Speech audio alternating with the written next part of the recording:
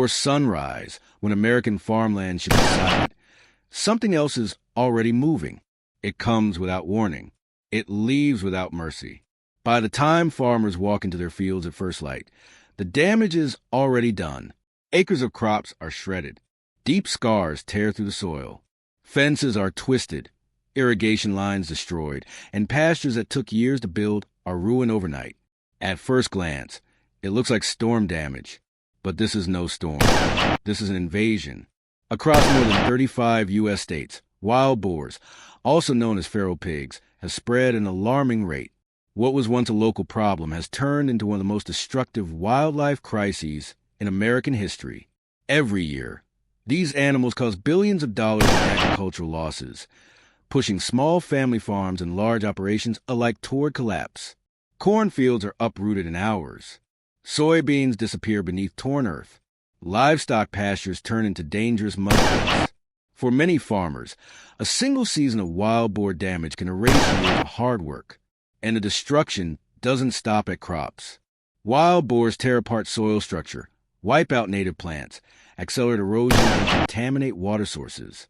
Entire ecosystems suffer. These animals are not only strong, they are highly intelligent, extremely adaptable, and capable of surviving in almost any environment, from dense forests to open farmland and even near cities. What makes the crisis truly dangerous is their reproduction. A single female wild boar can produce multiple litters each year, each with several piglets. This explosive growth allows populations to double rapidly if left unchecked. Farmers often say the same thing. You remove a few and somehow there are even more the next season. Government agencies and wildlife authorities have tried to respond. Control hunting programs were introduced, and hunters became a key line of defense. The USDA and state agencies provide guidance, resources, and support, emphasizing population control to protect agriculture. But there's a harsh reality few want to admit. Hunting alone is not enough. Wild boars learn fast. When pressured, entire groups, known as sounders, scatter, spreading the problem into new areas. What seems like success in one region often creates chaos in another. That's why farmers are forced to think differently. Motion cameras track nighttime movement. Barriers are reinforced. Neighbors coordinate efforts. Trapping, monitoring, and cooperation become just as important as firearms. Still, the invasion continues. Wild boars adapt. They survive. They return. So the question remains, and it grows more urgent every year. Is traditional hunting truly the solution? Or is there a smarter way to stop an enemy that multiplies faster than it can be controlled?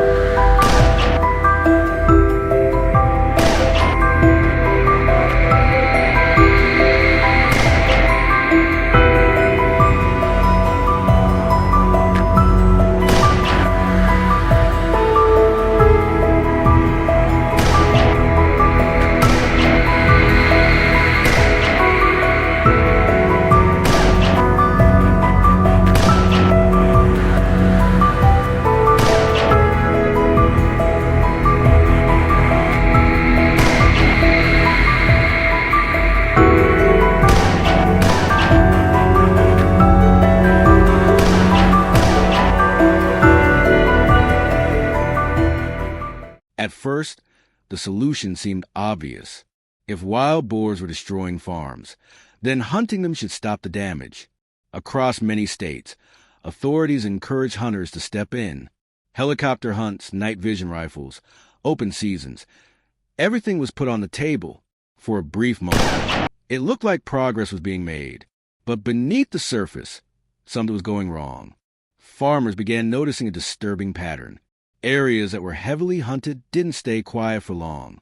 Instead of disappearing, the wild boars adapted. Entire sounders scattered into smaller groups, spreading across new territories. What was once a single hotspot became multiple new problem zones.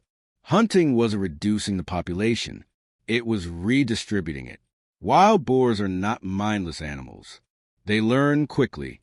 After just one or two encounters, they change movement patterns, become more nocturnal, and avoid familiar paths.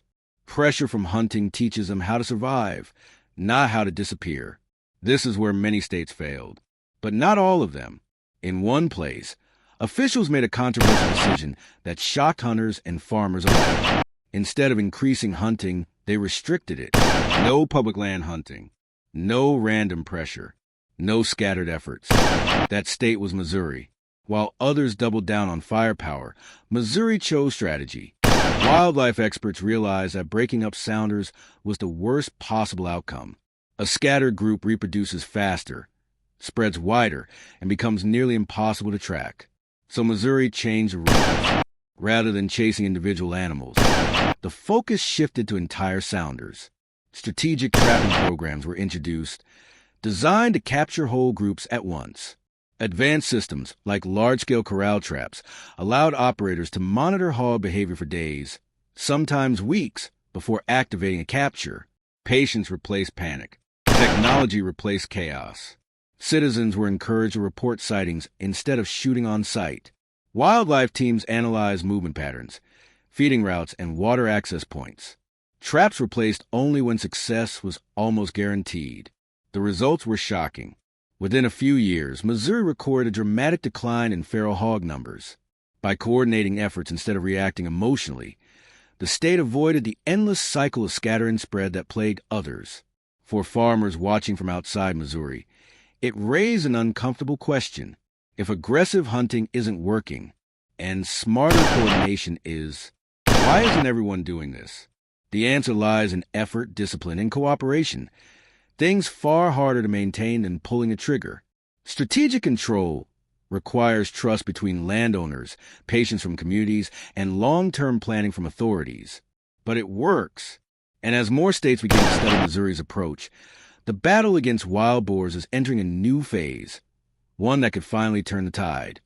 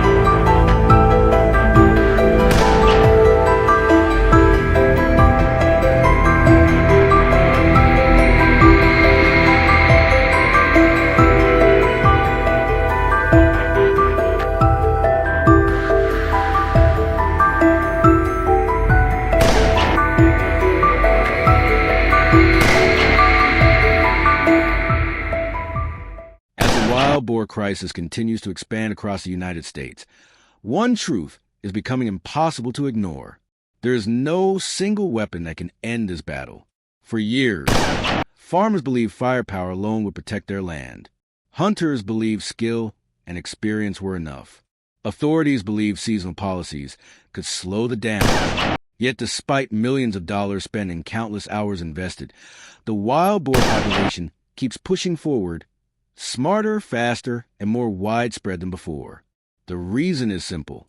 Wild boars don't fight alone. They move as sounders. They learn collectively. They adapt as a group. And unless humans respond with the same level of coordination, every isolated effort is destined to fail. Experts now agree that the future of feral hog control depends on layered strategy. Not hunting alone, not trapping alone, not technology alone, but all of them working together. Modern farms are becoming battlefields of intelligence. Motion-activated cameras silently monitor trails at night. Drones scan fields at dawn, identifying movement patterns invisible from the ground. GPS data helps wildlife teams predict where sounders will move next, not where they were yesterday. But technology is only half the equation. The real breakthrough happens when communities cooperate. A single protected farm means nothing if neighboring land remains exposed. Wild boars don't respect fences or property lines. That's why successful regions focus on shared reporting systems, coordinated trapping schedules, and unified response plans. When one farmer spots signs of rooting, everyone knows. When one sounder is located, professionals handle it. Carefully, completely, and quietly. This approach prevents panic. It prevents scattering. And most importantly, it prevents rapid rebound. Education is also playing a critical role. Farmers are learning how small mistakes, leaving food waste, weak fencing, or inconsistent pressure, can undo months of progress. Hunters are being trained to understand when not to shoot. Authorities are shifting from short-term fixes to long-term population models. The goal is no longer elimination, it's control. Because wild boars are here to stay. Their intelligence, adaptability, and reproductive power make total removal unrealistic. But containment, reduction, protection of livelihoods, that is achievable. Every trap placed correctly, every sounder removed entirely, every farmer informed. These actions stack up, slowly, quietly, effectively. To some, this may still feel like just another wildlife story. But to farmers, it's survival. To ecosystems, it's balance. And to the future of American agriculture, it's a test of whether strategy can finally outmatch instinct. The war against wild boars isn't one with noise. It's one with patience, precision, and unity. And the outcome depends on what we choose to do next.